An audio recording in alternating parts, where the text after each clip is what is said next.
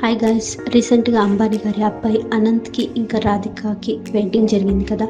So ఆ వెకేషన్కి అంబానీ గారు వాళ్ళ ఎంప్లాయీస్కి ఏమి ఇచ్చారో చూసేద్దామా.